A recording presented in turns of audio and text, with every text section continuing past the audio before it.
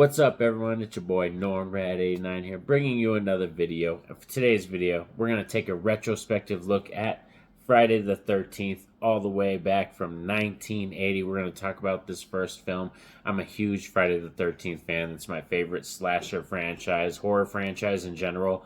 Friday the 13th is the one that I return to the most, and I've never actually reviewed the films solo on this channel. I've done rankings for the Friday the 13th films, so you can check out my playlist. I have a ranking for all the films, but I've never actually talked about them solo. So today we're going to talk about this very first film. We're going to go into the review. Like I said, retrospective, looking at it, some of my memories on it, what I feel about this film, what I like, dislike, and my rating, and then I'm going to send you all home.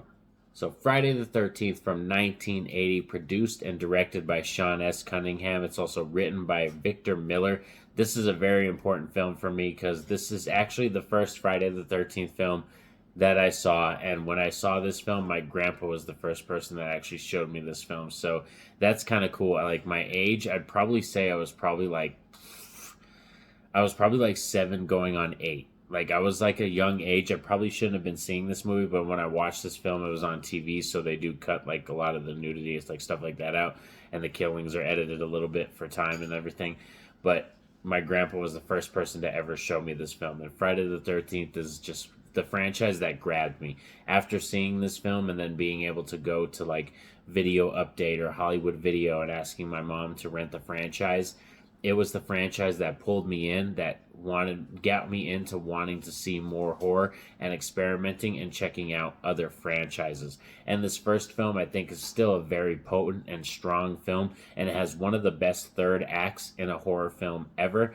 But it doesn't get talked about as much compared to a lot of other big name franchises in terms of the first film, because a lot of people's favorite Friday film is not this film. I must confess, even my favorite Friday the 13th film isn't this first film. But I still think this very first film is important and monumental because it coined the final girl term, like really propelled that term into the atmosphere and the limelight, and they used it for most of the atmosphere and like most of the formula throughout this entire franchise. But we also get a final boy in this franchise too when we get to Tommy Jarvis. But back to this film, we're going to talk about also the final girl, Alice. We have to talk about her. And when the first few watches checking out this film, she wasn't a character that I grabbed onto.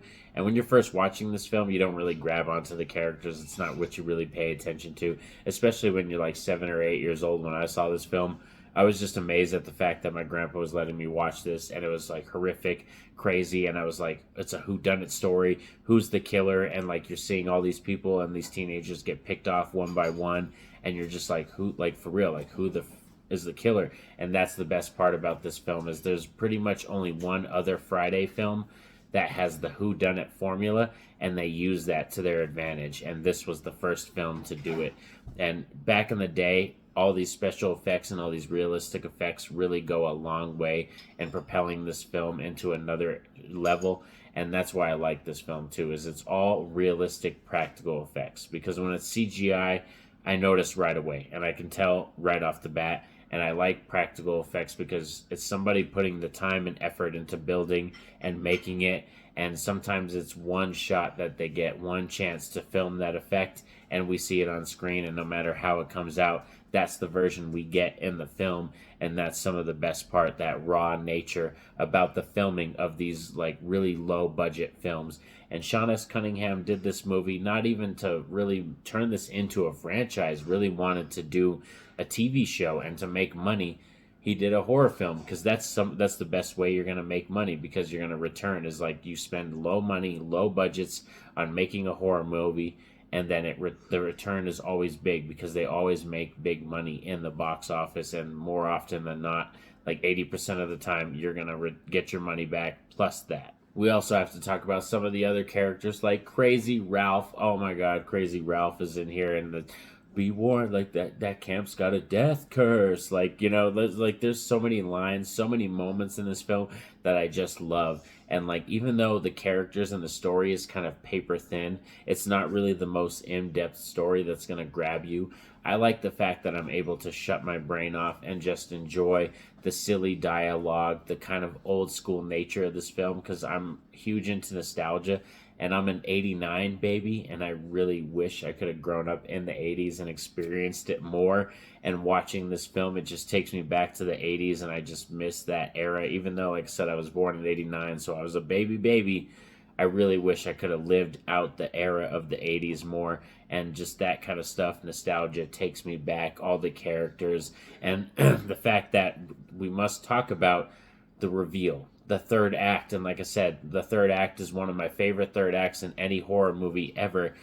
Betsy Palmer being introduced as Mrs. Voorhees, and when we get to that third act and we see her delivering that soliloquy to Alice, and she's talking about Jason Voorhees, her son, and how he drowned in the lake, like, oh, it's so potent, it's so amazing. And Betsy Palmer was the perfect actress to do that, because we're asking a character that we haven't seen this entire movie, that we know nothing about, to come in and just deliver these lines and be on point and sell this role. Betsy Palmer was the perfect character to do that. And like I said, that third act, as it progresses and we see Alice tussle with Mrs. Voorhees, oh, it's just amazing. And then the and like the head chop off, like, oh, it's just so good. We also have to talk about, getting into that third act reminds me of Harry Manfredini's score. Oh my god, it's some of my favorite. And the fact that he committed and stuck through this franchise and really did most of these Jason movies, it's amazing. For real, it's like I'm getting goosebumps. I'm like getting blushing and like just freaking out about it, because I really do love this franchise. Jason Voorhees, Friday the 13th, Mrs. Voorhees, this is my jam, and I'm finally happy and so glad that I'm going to be talking about all these films on my channel. I was going to wait for me getting a laptop and getting my mic going again, but I was like, freaking screw it. We have a Friday the 13th coming up in this next month, and it's right around the corner. I wanted to talk about these films, so like I said, we're getting into them. And the only negative I can say is, like I said, it's very paper-thin story. The characters are very paper-thin.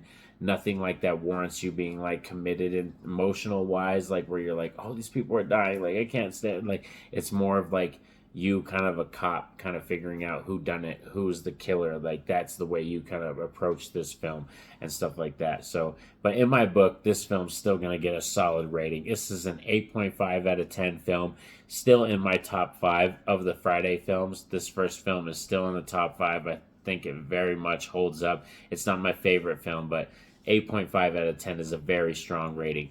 But let me know in the comments section what you think of this film. What do you think of the original Friday the 13th? Is this a film that you return to often, or are you mediocre, don't really like Jason and the Friday franchise? Even so, I would still love to hear from you, because we're all different, and that's the best thing about it. And don't forget to like and subscribe and stay tuned to the channel, because we just talked about this film. That means we're going to be on to Friday the 13th Part 2 next, and then Part 3, and then at the end we're going to rank them and see maybe my ranking has changed when I did it previously on the channel.